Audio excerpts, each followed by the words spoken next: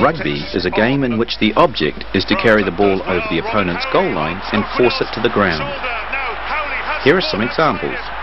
An individual player uses his speed and agility to carry the ball forward and score. Line now, but the Italians have pinched it, and the big fella's away. Bergamasco, the flank forward. Oh, what a wonderful run that is! That is one of the great tries by a flank forward. Members of a team can pass the ball between themselves. Only the ball carrier can be tackled, so by passing, the target for the defender is continually changing, making tackling difficult. Notice that the ball must be passed backwards. It is illegal to pass it forward.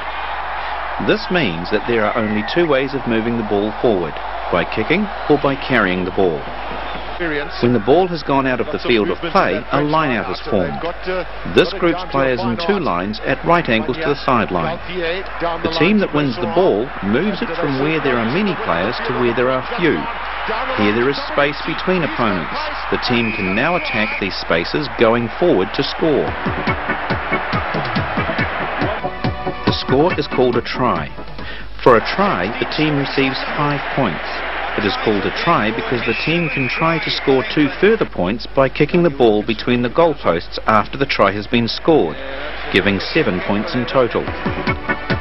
In the game, stoppages occur, and this results in restarts. Of the restarts, the most common are scrums and lineouts. A scrum takes place in the field of play after a minor infringement.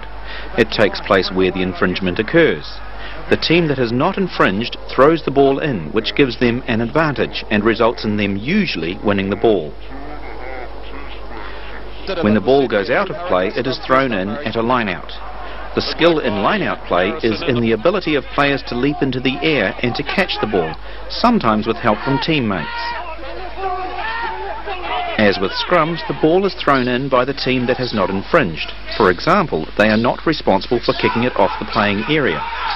As with scrums, the ball is thrown in straight between the two lines of players so that both teams have the opportunity to compete for it.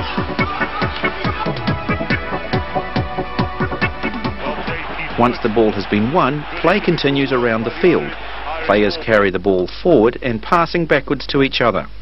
When they are stopped, or more precisely tackled by opponents, their teammates get behind them and form a loose scrum, from which the ball is delivered and the attack can continue. This formation resembles a scrum, but players are not in the same position as they would be at a scrum, as this happens dynamically without the referee starting play. They've taken it over halfway.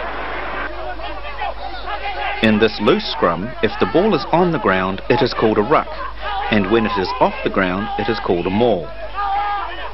Here we see a particularly good maul. The players are bound to each other, on their feet and carrying the ball down the field before it is put on the ground for their players to step over and to continue the attack.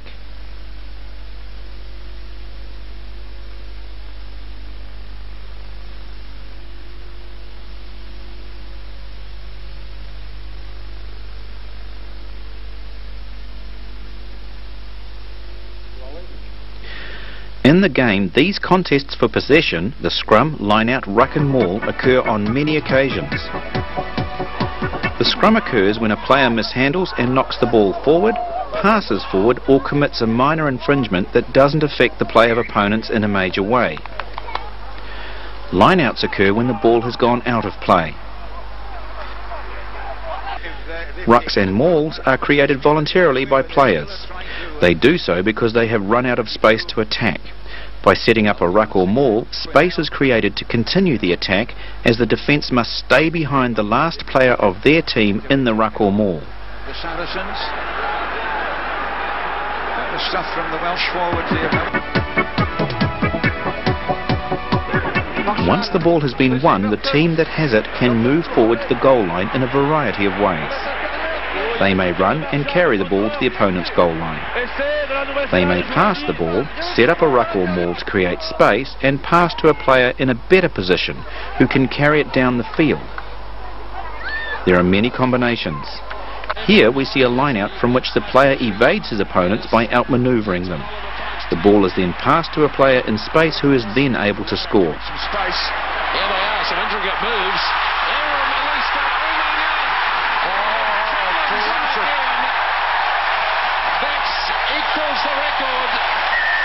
The ball may also be kicked down the field, picked up and a try scored. Jones, a real chance here for Wales. There could be a score on the way if Williams can control it.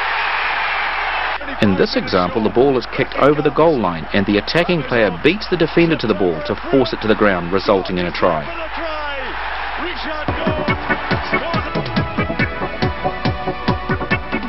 Here we see an example of a try being scored, after which the kicker attempts to add 2 further points by kicking the ball over the crossbar and between the goalposts.